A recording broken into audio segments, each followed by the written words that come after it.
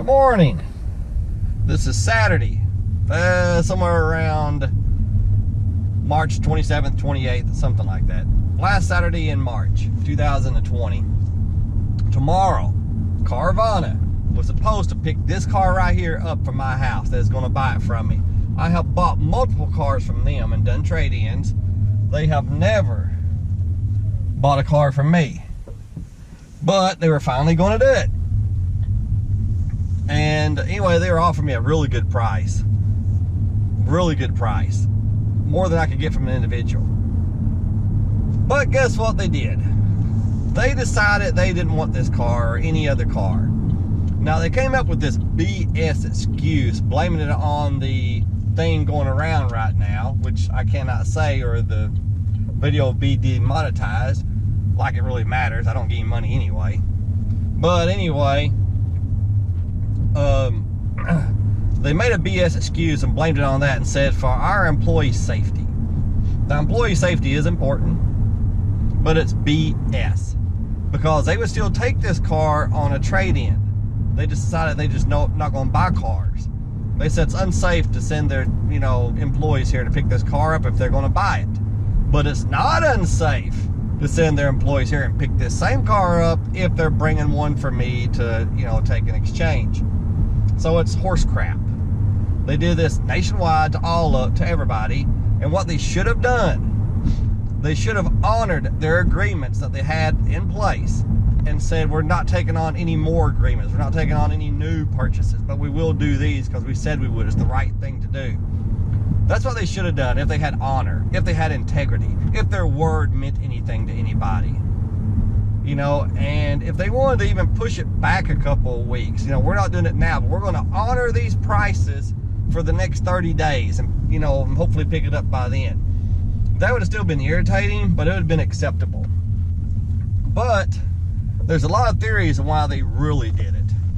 I believe it's a mixture of all of them. One theory is that nobody's buying cars right now. I mean, we had record unemployment last week, about 10 times what it normally is in a week. A lot of people are not working. They're worried about their financial future. They're worried about their next paycheck. They're worried about how they're going to buy groceries.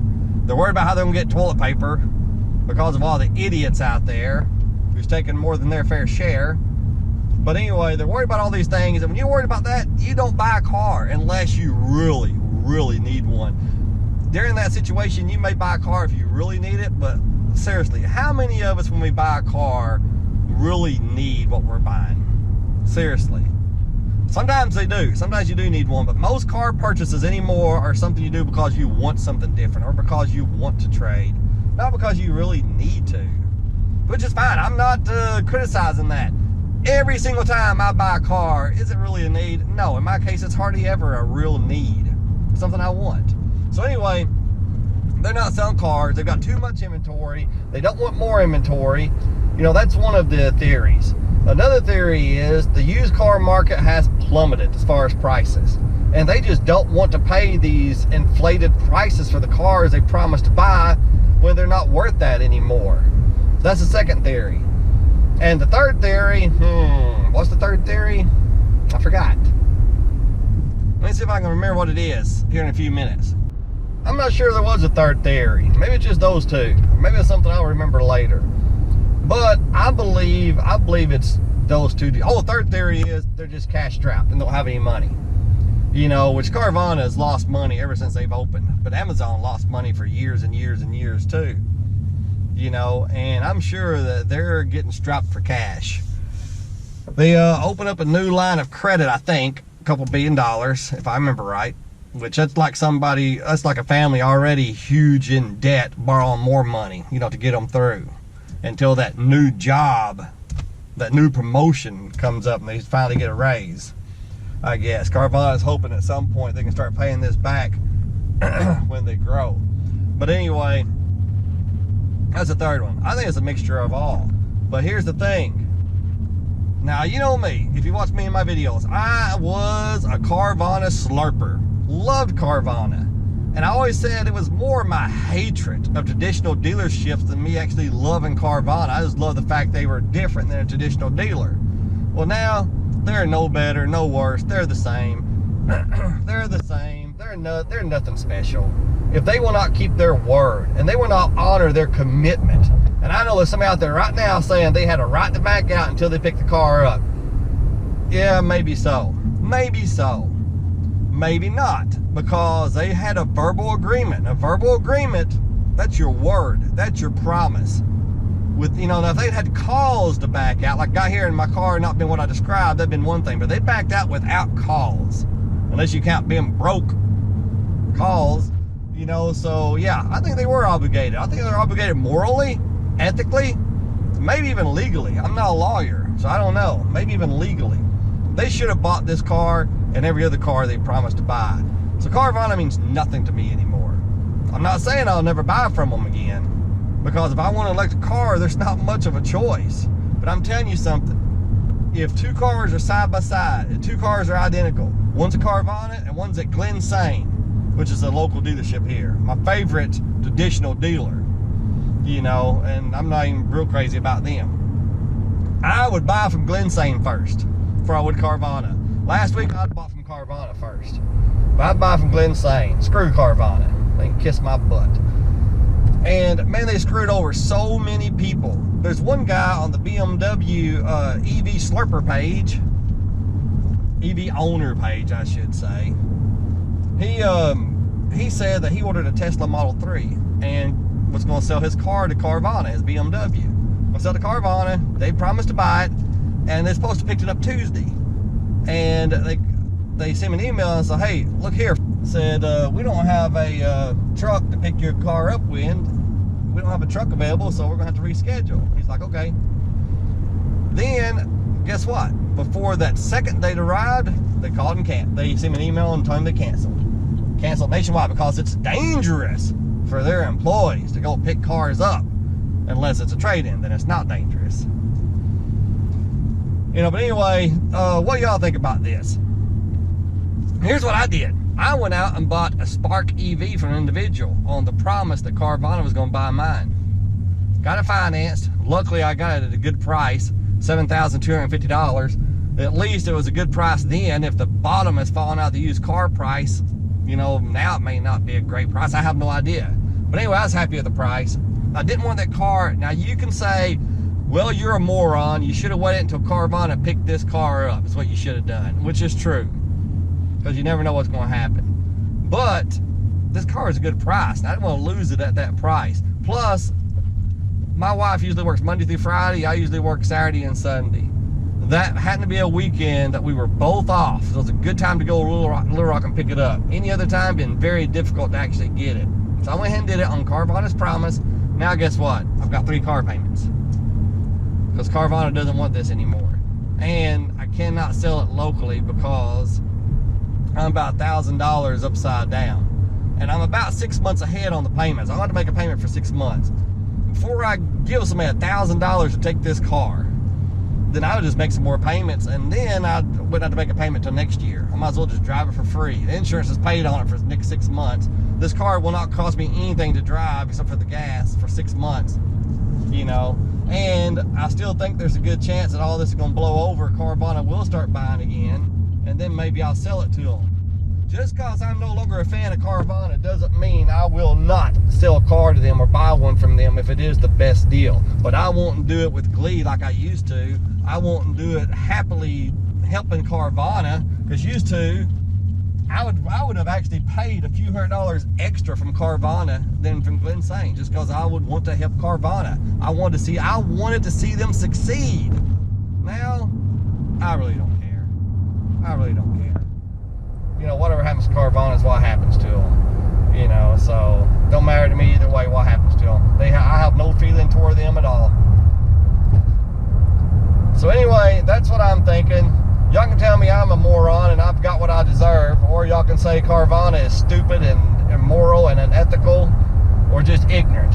You know, and somebody told me, they said, wake up on Facebook. They said, wake up. It isn't rocket science. They aren't selling cars, so why would they buy yours? And I told them, I said, it's not rocket science to treat your customers the way you would want to be treated.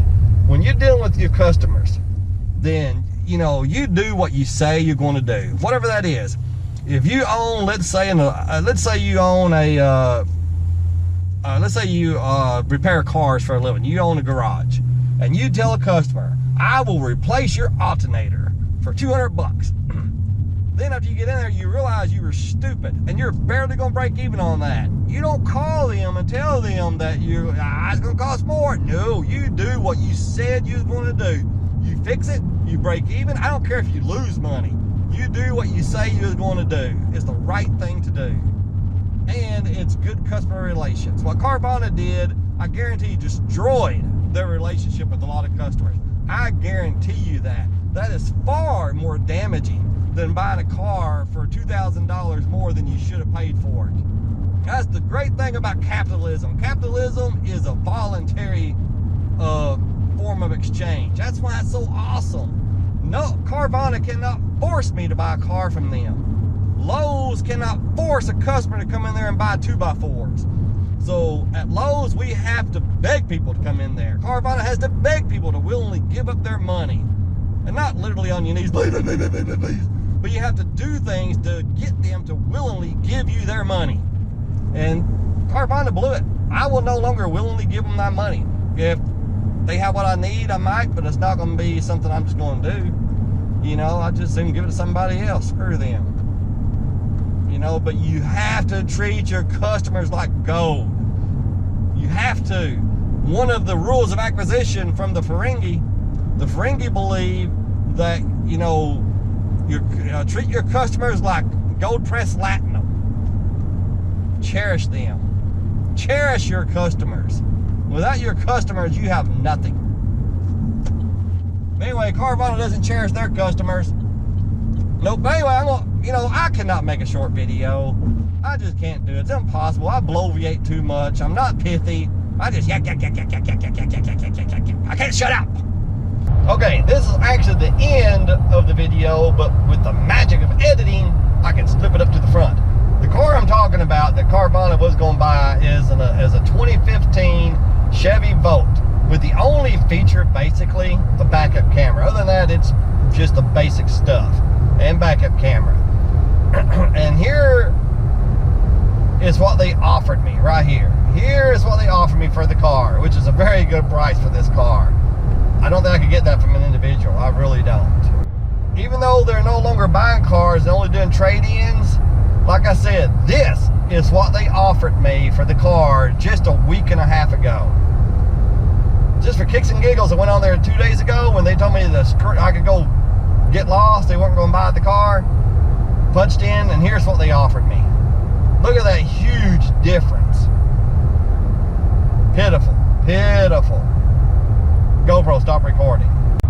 Another thing that sucks about Carvana backing out on the deal to buy Votamort, which is what I call my 15 volt.